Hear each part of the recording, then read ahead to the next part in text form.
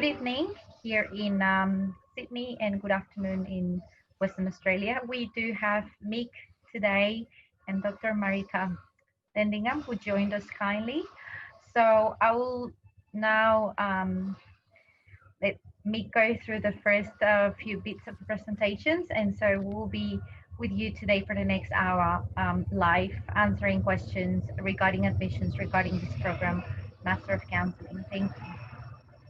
Awesome. So yes, as Jackie said, I'll take over from here just for the little intro component. So the main things that we're going to go over as part of the presentation this evening is why you would want to choose Notre Dame, give you a quick overview of our campuses. The Master of Counselling is run through two of the campuses that comprise Notre Dame. We'll also be having a look at the Master of Counselling program itself, which Marieke will guide us through with all of her expertise.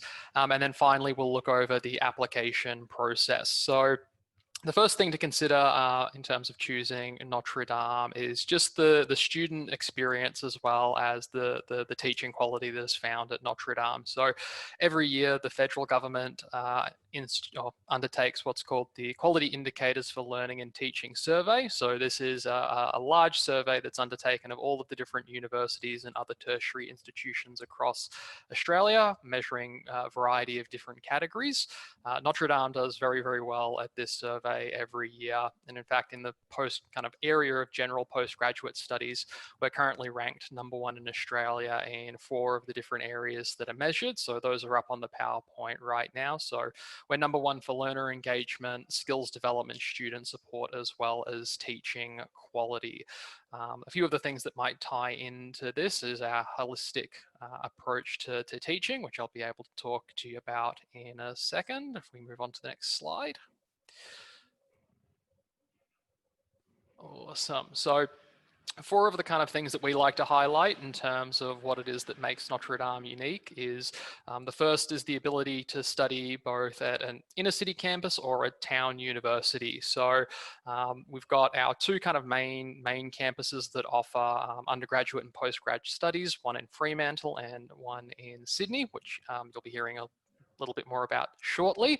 And they're both quite interesting just in terms of their kind of vibe and atmosphere, because the Fremantle is a town university and the Sydney one is located in the university kind of precinct in Sydney. So very unique vibe and atmosphere, very kind of urban environment, metropolitan. It's quite an enjoyable place to study. The other is that all of our academics at Notre Dame, they're all very, very well experienced in their particular area as professionals. So they're able to bring their professional expertise to the learning that you get at Notre Dame. And as part of that, we also put a bit of a focus on practical experience for our students. So not only do we like to get you learning from our academics who are quite well experienced, but we also get you out into industry so that you can learn from current industry professionals about best practice in the area that you study. Within our postgraduate degrees, even those that do have a large amount of coursework like the Master of Counselling, we do have a focus on research as well, so they can provide you with a possible avenue to kind of continue on your studies. Once you have finished your initial, say, Master of Counselling, you can potentially progress it on to a PhD if that's something that you're interested in doing. And then finally is that we have a very holistic approach to our teaching at Notre Dame. So on average, our classes, our lectures, tutorials, workshops, they're smaller on average because we are a smaller university. And this gives the opportunity for academics to really get to know you over the course of your learning, for you to really get to know them, and for them to provide you with additional levels of support should you feel like you need it. So we'll now move on to talk about the campuses. So I'll pass over quickly back to Jackie, because Jackie's based out of our Sydney campus, so she can tell you all about it. Thanks, Mick. So guys, as you can see, we're basically in what we call the university precinct. Our campus is opposite to Broadway Shopping Centre.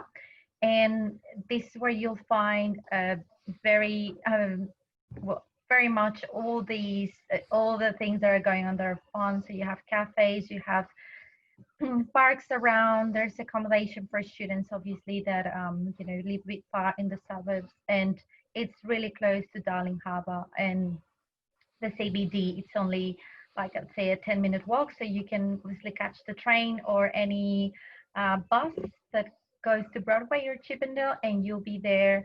And the research office is actually opposite to our prospective students office. It's a very unique campus, and the School of Arts and Sciences, which is where you would be studying if you choose to study in Sydney. It's a beautiful campus.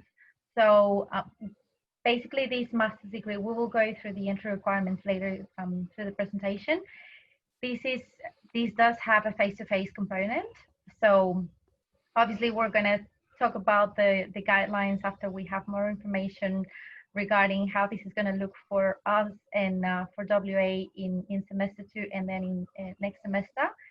So we'll go through that definitely by the end of the presentation. But as you can see, it's just there. We do have another campus in, well, but that's just for medicine and nursing, so that's not relevant. But just so you know, there are a few other campuses of Notre Dame in Sydney as well.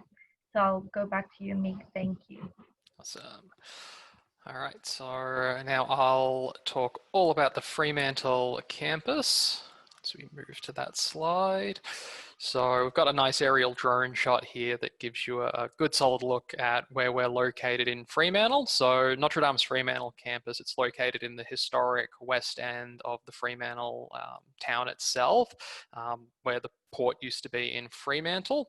As you can see, it's relatively sizable. It's spread across the better part of 6 or 7 blocks all throughout the west end. Because of the unique nature of the campus, you can end up having classes throughout pretty much any building, potentially, depending on what spaces are available, because a lot of the buildings, they are repurposed from former mercantile shipping purposes that they're originally built for. So very history-rich area of WA in general, but also of the Perth metro area.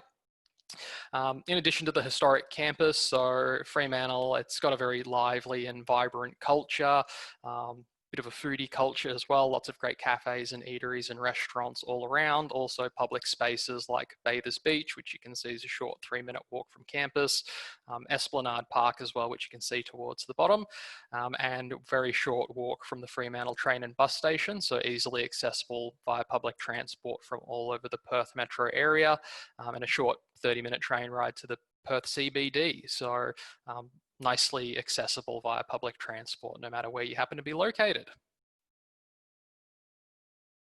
So we'll move on now and actually go into the, I suppose, kind of the meat of the presentation. So I'll pass over now to Marieke Ledingham, who's one of our academics here at Notre Dame. Specifically, she's the program coordinator for the Master of Counselling on our Fremantle campus, has extensive experience as a psychologist and counsellor, and has worked both in Ireland and Australia in a variety of different settings. So is very experienced in the area, and has been the coordinator for the Master of Counselling for a fair while, so knows a lot about the program. So Marieke, I'll pass over to you now so that you can tell us all about the program.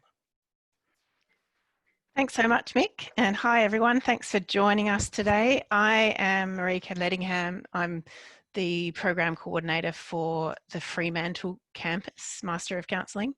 So I'm going to be talking to you today about both the Sydney and the Fremantle programs. So why study counselling at Notre Dame? Well, our program is accredited by both the Psychotherapy and Counselling Federation of Australia, PACFA, and the Australian Counselling Association, ACA. So we've been recognised by both of those accrediting bodies of meeting their training standards, and it means that you can either register as a counsellor with PACFA or with ACA. So it provides you with more choice as a graduate. I think everyone who goes to Notre Dame will tell you that Notre Dame is a little bit different to other universities they may have been to before. So maybe your undergraduate degree, it's a bit more personal. So you'll find the classes are a little smaller. You get to know your lecturers a little bit better. And you also get to know your peers a little bit better too, because you're taking part in lots of group activities, and it's just a warmer, smaller atmosphere. And that's really important as you graduate and go out into the field, and you find you've got a really good network of colleagues when you finish your degree that you can draw upon when you're looking for work and when you're looking to progress your career. Another aspect of our program is that every lecturer that you're taught by is experienced in the industry, and we have a really wide variety of experience. So we have lecturers who specialise in grief counselling. We have lecturers who specialise in couples counselling, in narrative therapy, in cognitive behaviour therapy, in working with children, in working with creative arts. A wide variety of experiences, and we all bring those experiences and are able to use those experiences to give you lots of examples when we're teaching you, so you can see how the theory translates into the practice. So students tell us that makes it much more engaging when you're trying to learn about counselling. All right, Mick, next slide, thank you. So usually we have people who are drawn to the program are people who tend to want to help other people, and you know, they have that kind of innate need to give back, and the Master of Counselling teaches you how to do that in an effective way, so in a professional way, and in a way that will enable you to have a career as a helping professional and to take your place in the mental health field, which is so important, particularly right now when we're facing, you know, huge changes in society, and mental health is at the forefront of government. So it's a really good time to be looking at getting into the mental health field. The program is 2 years long, full time. We do have a mid-year intake, so you can start the program for second semester.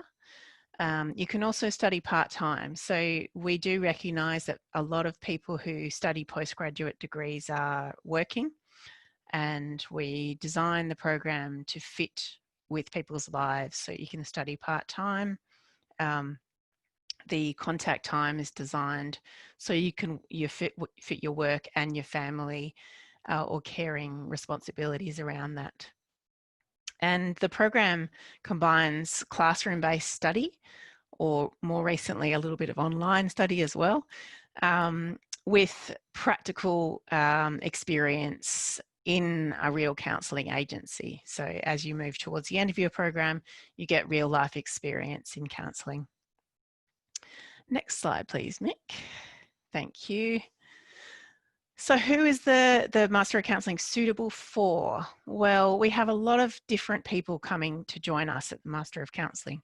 Some people are coming from a Bachelor of Psychology, and they feel that they still don't have those skills quite yet to engage therapeutically one-on-one with people. And so they decide to do a Master of Counselling to get those practical, applicable skills, and they find that that was a good decision for them. We also have a number of people joining us from a wide variety of different human service occupations, such as teaching, nursing, social work, human resources. And those people are finding that as part of their role, they need to develop counselling skills. And so they join a Master of Counselling to develop those counselling skills to continue their current role. You also might find that that job applications now are requiring a master's degree more than ever. So, you know, perhaps you've got a undergraduate degree in a related area, but you're finding that a postgraduate degree will put you in a better position in terms of employability. So we have a few reasons why people would consider the Master of Counselling, but at the end of the program, everyone feels confident to go out into the workplace and work one-on-one with people in a professional manner, have their theoretical knowledge, but also those practical skills in counselling, so you're really work ready when you're ready to go out. Next slide, please. Thank you. So what's different about the Master of Counselling at Notre Dame? Well, we do have an emphasis on personal awareness and development, and we recognise that counsellors are using themselves as a tool when they're working with people. And so part of what we do with our students is to help them develop that self-awareness and that self in order to in a way sharpen that tool for when they go out into the workplace. So there's a lot of personal growth work that goes along with our program, particularly in our group lectures. So we have interpersonal group process and groups facilitation in second semester, first year. And there's a lot of work that goes on in developing awareness of our blind spots and things that we may not have thought about ourselves, which really helps prepare you to be a better counsellor. And the students really find that that aspect of our course is one of the most valuable parts, is that they really finish the course with a much better sense of who they are and therefore how to better work with people who are in distress. Our graduates are work ready, so I have touched on that before, that you have those practical skills, you've got the theoretical knowledge in order to be able to walk out of the degree and start engaging with people in the workplace. We're accredited with both PACFA and the ACA, and both of those organisations provide support and training, PD, peer supervision to our graduating students. There's an opportunity to complete research at the master's level. So if you find that you have an interest in a particular area and you want to look further into it, there's an opportunity to do a year of research. So that's deciding on a topic, working with an individual supervisor, writing a thesis, and possibly even publishing that thesis as a result of that research. And students find that that helps them develop a niche area that they can help market themselves when they're going into the workforce. And also it's just very interesting to be able to really dive deep into an area of research. So that's an option for some students who are interested in research. And we do find that our students come back fairly regularly to complete PhDs after they've done that process of writing a master's level thesis. All of our lecturers are practitioners and we all have very diverse experience. So we know what it's like out there. We're realistic and we have learnt from our own mistakes, also our own successes. And so I think that really brings life to the topic. We're well established in the community. So Notre Dame have developed really good links with the community and the sector, which helps with providing students with quality placements when they're going on clinical placement. So we have a selection of really excellent placements that students go on. Quite often they are offered employment as a result of those placements. So therefore our links with the community are really important for students, to get established. We take a person-centered approach in the Master of Counselling, and we consider that really important as a grounding for students to learn how to treat each individual as an individual and work with them where they're at. We also introduce students to a wide range of different theoretical approaches, which I'll talk about in a minute. But our first and foremost, we're person-centered. So taking each individual and looking at what they need particularly, rather than imposing some particular theoretical framework or method on people. Next slide, please. Thank you. So this is our program structure. In year one, students will complete the interpersonal group practice. So that's where they learn about group dynamics, how to successfully design a group, how to manage difficult groups, and they also participate in a group themselves. So they can get that sense of what it's like to participate in an experiential group. They can apply the theory to the practice.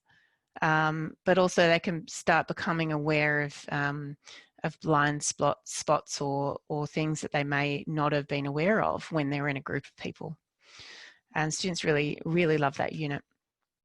Counselling skills is an introduction to how to engage and how to develop a therapeutic relationship with clients, and it involves a lot of practice, and we work with our peers.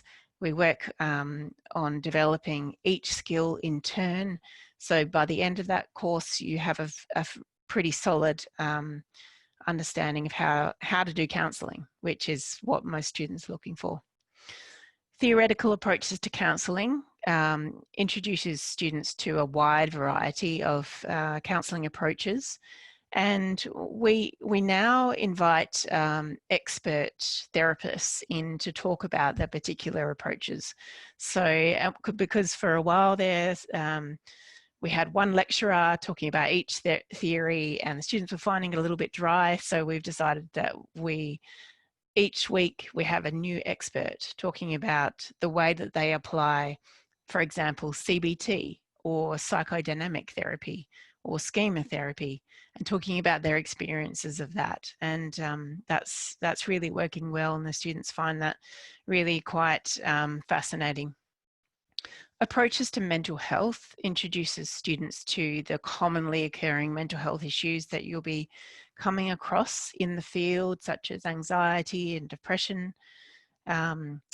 It teaches you how to assess, those kinds of presentations, as well as how to make accurate referrals. And also we cover suicide prevention in that course as well. So students can feel confident in their ability to deal with crisis situations. In second semester, we carry on with theory and process of group facilitation, where students design and run a group for 2 hours, and they find that simultaneously terrifying and exhilarating, and they learn a lot from that process. Family systems and couples introduce you to understanding the different theories on the way families develop and different problems that can arise in family systems, but also how to work with couples as well. And having that experience of learning to work with couples really provides an extra, tool in your toolkit when you go out into the workplace, because it allows you to diversify a little bit and work with couples, not just individuals. Research methods is where we introduce students to qualitative research methods. So that's not so much the statistics that some of you may have come across in your undergraduate degrees. I still have nightmares about that. This is more qualitative research methods. So looking at how do we understand the way people see and believe and perceive and experience things in the world, and how can we communicate that in the way that we report that. And ethical issues in professional life is also in semester 2, which is obviously a very important area for any mental health professional. In the second year of the program, we have placement. So students will go on a placement for around about 4 to 6 months, 1 or 2 days a week.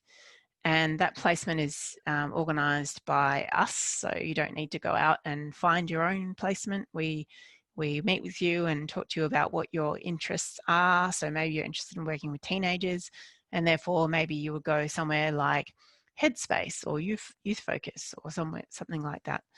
And you know, that's a chance for you to really put your learning into practice, and it's a big steep learning curve, but you're given lots of support in the form of supervision on campus, but as also in your placement agency, you'll have a supervisor as well.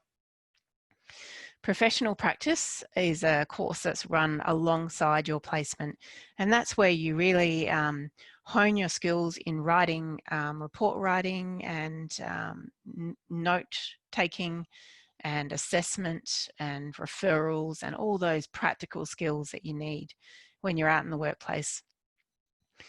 Trauma, loss and grief counselling is run as an intensive course, and it covers the different theories of trauma, loss and grief, but also the interventions that the evidence suggests the most effective ways to work with trauma, loss and grief. And specialised counselling approaches is the final coursework unit that we do, and that introduces you to two approaches. So at the moment, that is an in-depth look at narrative therapy as well as cognitive behaviour therapy. So it gives you two approaches that you look at in depth and learn how to implement. So you've got two approaches that you can go out and use straight away. Students also choose 3 electives in their program, and there are a number of different electives that are available. Thanks, Mick.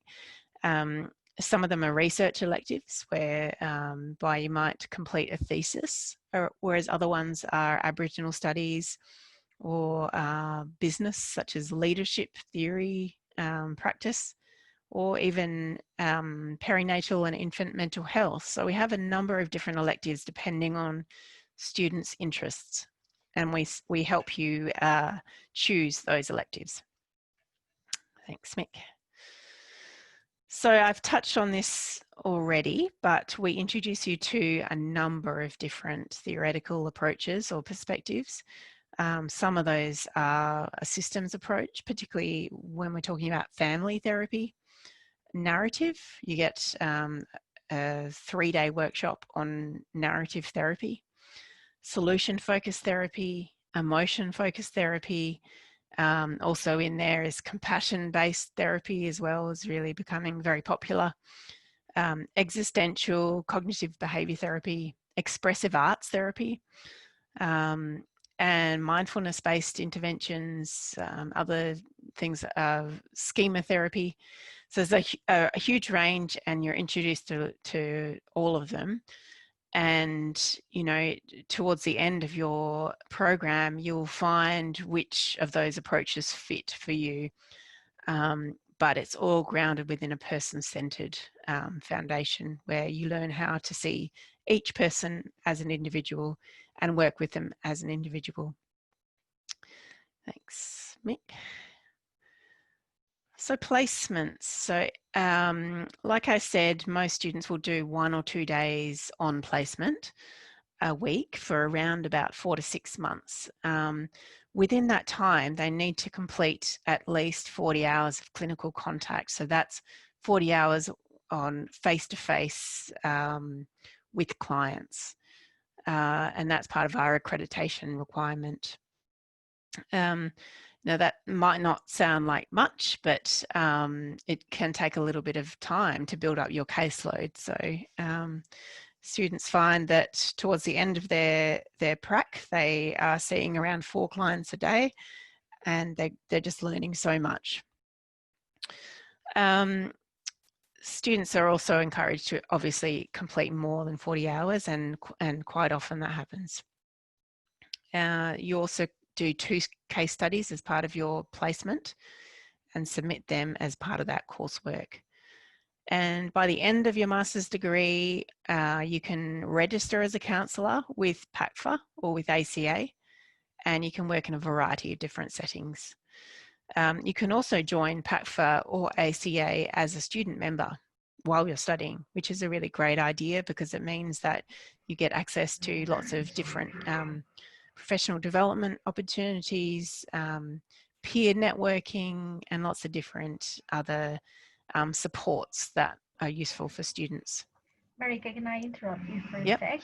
So, what happens if a prospective student wants to, well, as you have obviously mentioned, they can do up to 120, 190 hours of practice. It is definitely up to them, and we encourage them to do so. If they want to do that, would they be able to continue to do that in the placement that we got for them, or would they? Yeah, I mean, it depends on the agency and, you know, the availability of the supervisor on the placement. But yeah, most of the time, if a student's doing well on a placement, they're very keen for them to stay. Yeah, so absolutely, that happens quite a lot. Great. And the Yeah. second question is, do they have to do something else to register with PACFA or ACA, such as sit the test or something like that, much like what happens with the, you know, students doing Bachelor of Nursing, that then they have to see the test afterwards? Yeah. Is that something similar? No, so as part of our accreditation process, the PACFA look at what we require students to do and to be competent in. And as a result of that accreditation process, once the Master of Counselling has been completed, students are eligible to join the professional bodies. So there's no test, yeah, because they've already, I suppose, passed that test in achieving the certification of the Master of Counselling. Great. And we have a little question from Lily here. So she's asking what types of placements. Well, you did mention a couple of them, right? Headspace, for example. That's that's a place that they can choose. Do you think you can give us more examples, please? Yeah, so I've got so for example, in Sydney, Jarrah House, which is an alcohol and drug service, or Flourish, which is a mental health support service, Lifeline, Marrickville Youth Centre, and the ones I've already mentioned, Headspace as well. And those are just a few. In Fremantle, we have Relationships Australia, Anglicare. We have a very large network of primary schools that our students do placements in. Women's health centres, TAFE, and Wesley Mission was another one in both Sydney and in Fremantle. So those are just a few examples, but sometimes we'll have a student coming who has a particular interest. So last year we had a student who was interested in workplace counselling, and so we found her something that fitted with her interests. So it's not necessarily just fixed to what we already have organised or, you know, links with. Great, thank you so much, Marieke. Okay.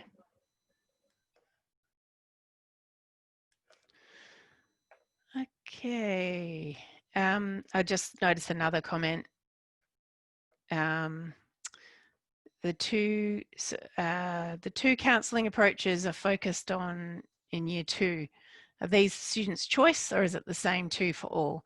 Well, yeah, I mean, it depends on, I suppose, the availability of the experts that teach those courses in specialised counselling.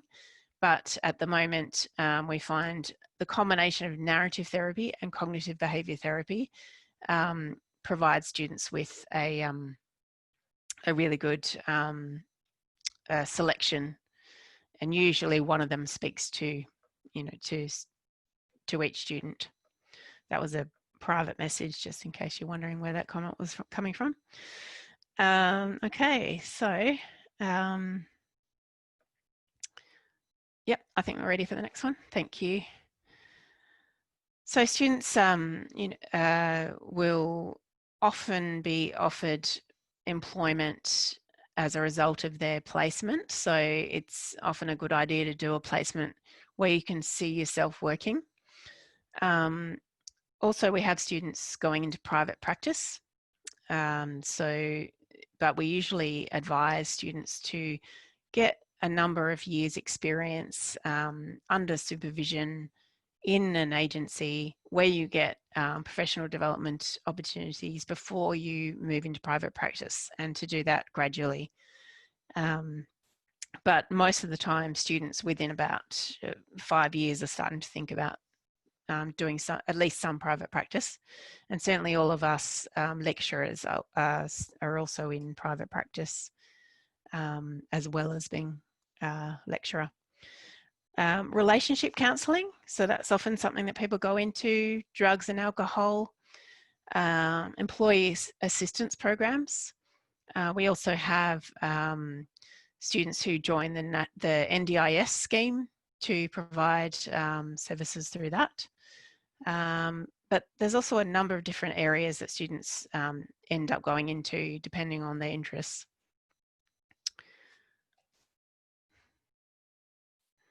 Okay, so as you can imagine, counsellors talk to people with a very wide variety of problems, and so we have to be prepared to be able to work with a wide variety of issues. And for example, abuse, addictions, loss and bereavement, work-related issues, stress, anxiety, depression, eating disorders, family and relationship issues, confidence and self-esteem, and trauma.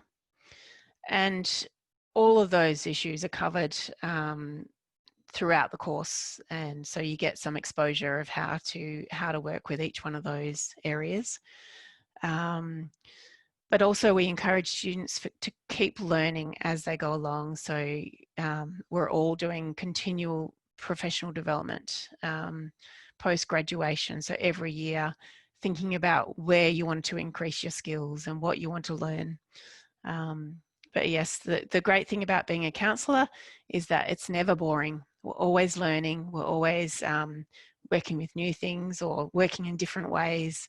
And, you might have two people who have both lost an important family member, but their experience of that is completely different. So each person that you have coming in the door, you're working with them very differently. So it keeps things very interesting for you. Marieke, can I interrupt you again? I was wondering, because one of my prospective students asked this question, which was, what would be the main difference between a psychologist and a counselor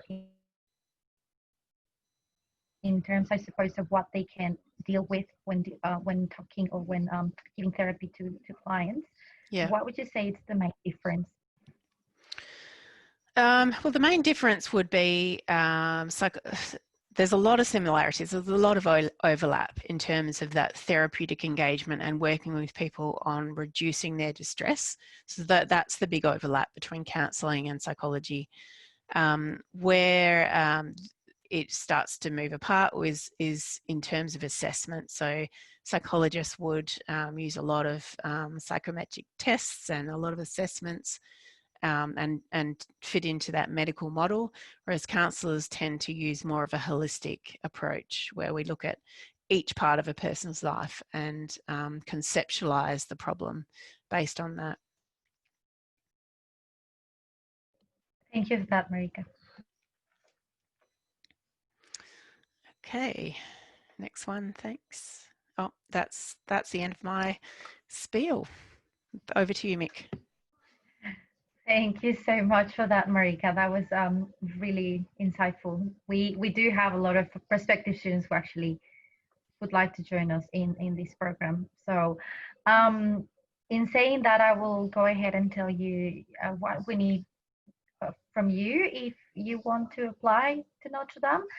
So the first thing, we would need you to submit your application. We are not part of UAC, so you would need to submit the application online via our website. So that's www.notredame.edu.au, as you can see there.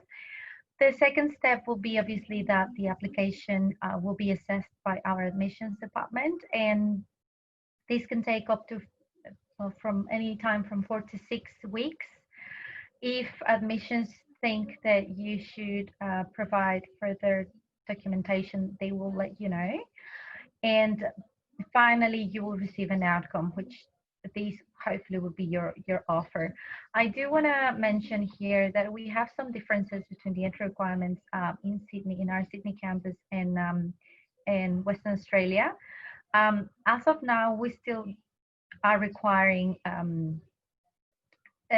academics to, if it's not an interview, then they do need to know a little bit more about our prospective students in two ways. They need to know whether the prospective students applying to this course or program have already had some experience or actually studied developmental psychology in the past or not. And they also are required to demonstrate mature life experience. So the way we used to do this before COVID-19 was through an interview, which no longer exists, but this has been included now in the application form in like a questionnaire that has been embedded in that. So this is again because we take a holistic approach to our admissions process, and we do want to know about our applicants, what they do for work, what's their experience, what are their hobbies, even what is their motivation to study this particular program.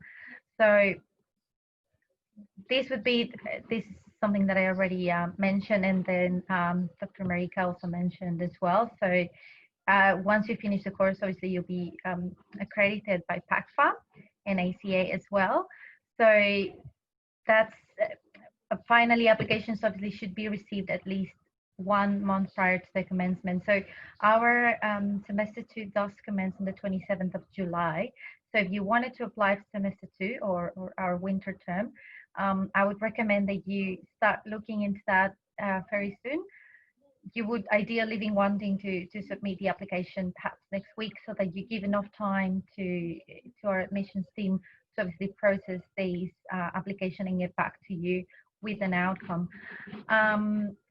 And finally, before we move on to the Q&A, this is just a reminder that you guys can follow us on our social media.